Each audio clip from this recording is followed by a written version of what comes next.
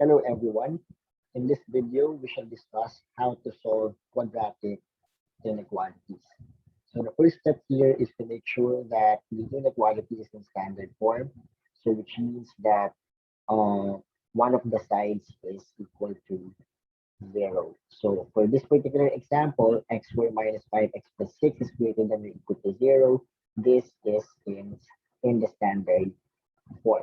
So the next step here is to factor the quadratic expression. So this can be factored as x minus 3 times x minus 2, which is greater than or equal to 0. So what we're looking for here is that the product of these two quantities must be positive. So the greater than or equal to 0 means that the product of these two factors are positive. And a positive product can only be obtained if both factors are positive or both factors are negative. Now, if one of the factors is positive and the other one is negative, then that will give us a negative product, which is not the solution of this quadratic inequality. Okay, and then the next step is each of the factors here should be equated to 0, and then we solve for x. So x equals 3 and x equals 2 are the boundary values that we're going to use on the real number line. So x equals 2 is placed here, and then x equals 3 is to its right. Okay. Now, these two values, 2 and 3, divided the number line into three intervals. So this one is the first interval, this one is the second interval, and this one is the third interval. So for each interval, we're going to look for a test value. So for the first interval, we can use x equals 1. For the second interval, we can use x is equal to 2.5. And for the third interval, we can use x equals 4. So we shall substitute these x values or these test values into the following factors, and we check if the product of those factors will give us a positive value. So for x equals 1, this first factor here is 1 minus 3. So that gives us a negative value. And then 1 minus 2 is also negative.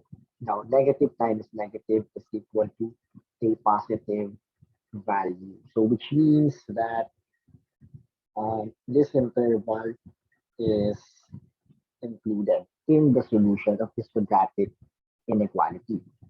Now, for x is equal to 2.5, 2.5 minus 3 is negative. 2.5 minus 2 is positive. So negative times positive is negative. And this is not part of the solution because we're looking for a positive product. Now for x is equal to 4, 4 minus 3 is positive. 4 minus 2 is also positive. Positive times positive is positive. So this one is also a part of the solution set.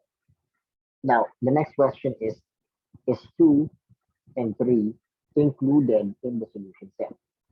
So we can determine that through the presence of the equal sign in the quadratic inequality.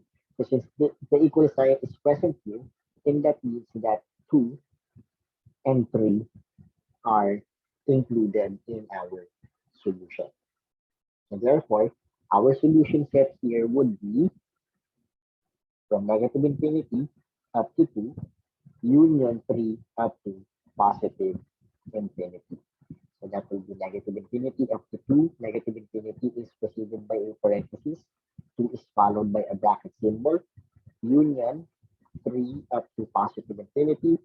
3 is preceded by a bracket, and positive infinity is followed by a parenthesis. Now, let's have a second example.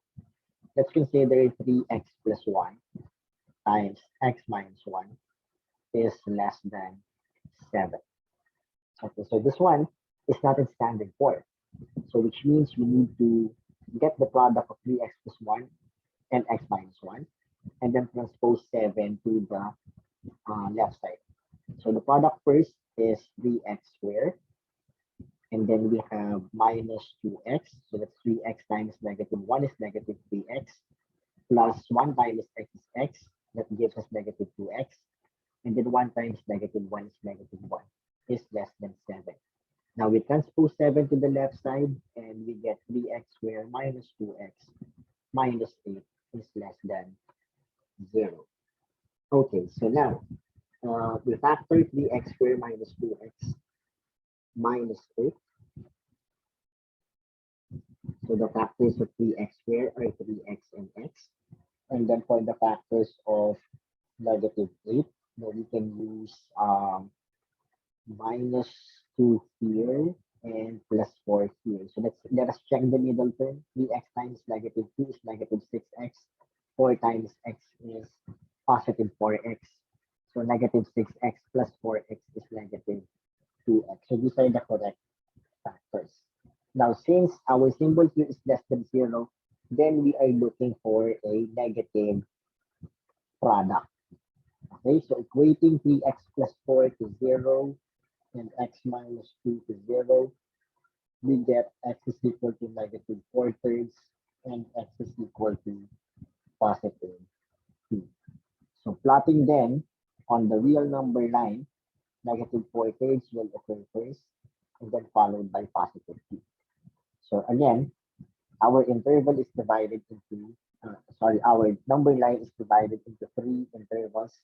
First interval, second interval, and the third interval. So for each interval, we will get a test value. So here you can get negative 2. Here you can get 0. And here we can get x is equal to 3. So for x is equal to negative 2, 3 times negative 2 is negative 6 plus 4. That gives us a negative value. And then negative 2 minus 2 is negative. So negative times negative is positive. So we don't want this because we want a negative product. Now for x equals 0, 3 times 0 plus 4, that's positive. X 0 minus 2 is negative. Positive times negative is negative. So this is part of the solution. And then for x equals 3, 3 times 3 is 9 plus 4 is positive. And then 3 minus 2 is also positive. So positive times positive is positive. So again, we don't want this interval because we want a negative product. Okay, now for the negative 4 thirds and 2, since the inequality doesn't contain the equal sign, so that means negative 4 thirds and positive 2 are not included in our solution. So therefore, our solution is negative 4 thirds gamma 2, but it will be preceded and followed by a parenthesis. And then for our final example,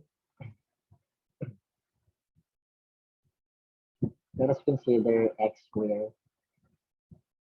minus 3x plus 1 is greater than 0. Okay, so here, this is an inequality, a quadratic inequality in standard form. However, x squared minus 3x plus 1 is not factorable.